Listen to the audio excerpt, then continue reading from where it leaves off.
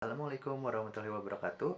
Kali ini saya dan rekan saya akan mempresentasikan sebuah materi dengan judul fungsi manajemen device, di mana fungsi manajemen device ini dibagi lagi menjadi 5 submateri, di antaranya adanya scheduling, buffering, caching, spooling, dan juga device reservation. Nah, tetapi sebelum kita menuju ke pembahasan selanjutnya, langkah baiknya saya memperkenalkan diri terlebih dahulu, dan juga saya akan memperkenalkan rekan saya yang tadi saya sebutkan. Dan di sini saya sendiri bernama Samsul Nizar dengan NIM 7708202089, dan juga rekan saya Rizky Fauzi Ramadan dengan NIM 7708201086. Nah, kami sendiri juga dapat juga disingkat menjadi Ji Samsu, di mana Ji Samsu ini berarti Rizky Fauji dan juga Samsul Nizar. Nah, baiklah, sekarang kita akan melanjutkan ke materi yang pertama, yaitu scheduling. Scheduling. Nah, jika suatu proses menggunakan suatu piranti I/O, maka proses tersebut akan langsung melakukan sistem call kepada sistem operasi. Nah, sistem call yang berhubungan dengan layanan sistem operasi akan dibuatkan I/O request. Nah, I/O request ini apabila sedang mengalami kesibukan atau sedang sibuk, maka tidak akan langsung dieksekusi, tetapi I/O request yang tadi itu akan dipindahkan ke dalam yang namanya itu antrian. Nah, antrian ini diatur oleh yang namanya kernel I/O. Nah, kernel I/O ini bertugas atau berfungsi untuk melakukan penjadwalan I/O request. Nah, apabila I/O request-nya yang sebelumnya sudah dieksekusi, maka akan dilakukan I/O request yang berikutnya. Nah, selanjutnya adalah buffering. Nah, selanjutnya buffering. Nah, buffering ini mungkin teman-teman juga sering mendengarnya apabila teman-teman sedang menonton YouTube, sedang menonton video, terus terjadi suatu pemutaran yang berulang, kita sedang menunggu. Nah, itu adalah buffering. Nah, buffering sendiri secara istilah sederhananya itu mentransfer data. Nah, sedangkan di dalam sistem operasi yaitu menampung sementara data operasi I/O, baik itu operasi baca ataupun tulis di memori utama. Sementara data yang hendak dibaca atau ditulis ke peranti I/O ini disalin terlebih dahulu ke memori utama sebelum dipindahkan ke tujuan akhir. Nah, jadi sebelum kita menonton, apabila terdapat buffering tersebut, nah itu artinya kita sedang mentransfer data. Nah, lalu juga terdapat keuntungan daripada buffering ini sendiri, yaitu yang pertama, yaitu mengatasi perbedaan kecepatan antara peranti I/O. Lalu yang kedua, mengatasi perbedaan bandwidth transfer antar peranti I/O. Nah, yang kita ketahui juga bahwa di buffering ini kita dapat mengetahui mana nih suatu peranti I/O ini yang dapat dilakukan secara cepat, dan juga yang peranti I/O yang mungkin sedikit lama dalam transferan datanya. Lalu yang ketiga yaitu adalah mempertahankan semantik penyalinan data. Nah, mungkin segitu saja apa yang dapat saya sampaikan.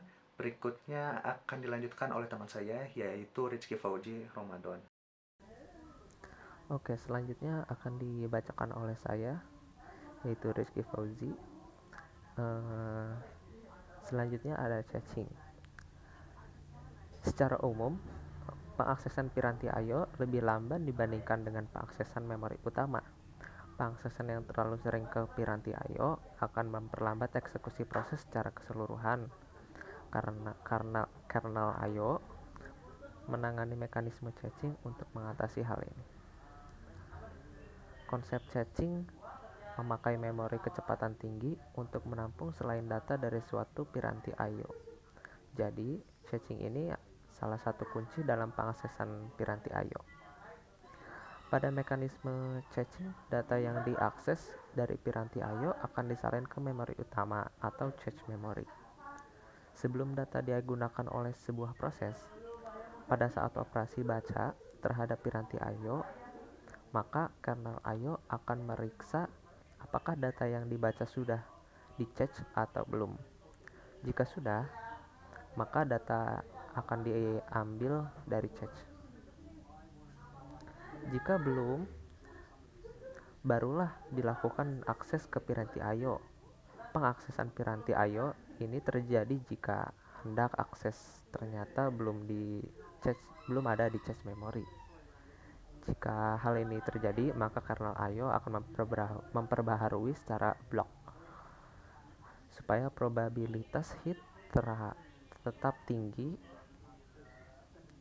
Jadi hit ini adalah eh, di mana data yang hendak diakses ternyata ada di dalam cache memory. Selanjutnya kita masuk ke spooling. Kebanyakan piranti I/O bersifat eksklusif, yaitu kebanyakan piranti I/O hanya dapat melayani satu tugas pada suatu waktu. Jika suatu piranti I/O sedang melayani suatu tugas, maka proses lain tidak dapat memberikan tugas baru pada piranti I/O yang sama. Pada mekanisme spooling, setiap proses akan tetap mengirim data ke piranti I/O bersangkutan hingga status prosesnya tidak blok. Namun karena kernel I/O sedang sibuk, maka kernel I/O akan menampung dulu data yang hendak dikirim ke piranti I/O dan menempatkannya dalam suatu antrian. Jika piranti I/O-nya sudah tidak sibuk, maka data yang berada di antrian tersebut akan dikirim ke piranti I/O. Dan spooling ini dilakukan untuk alat-alat seperti printer, plotter, dan alat cetak lainnya. Dan yang terakhir ada di device reservation. Eksklusif, maka kernel I/O juga harus memastikan selama pengaksesan piranti I/O oleh suatu proses tidak ada intervensi dari akses lainnya. Kernel I/O bertanggung jawab memelihara dan mengaudit status serta pemakaian status piranti I/O sehingga tidak terjadi pemakaian yang tumpang tindih.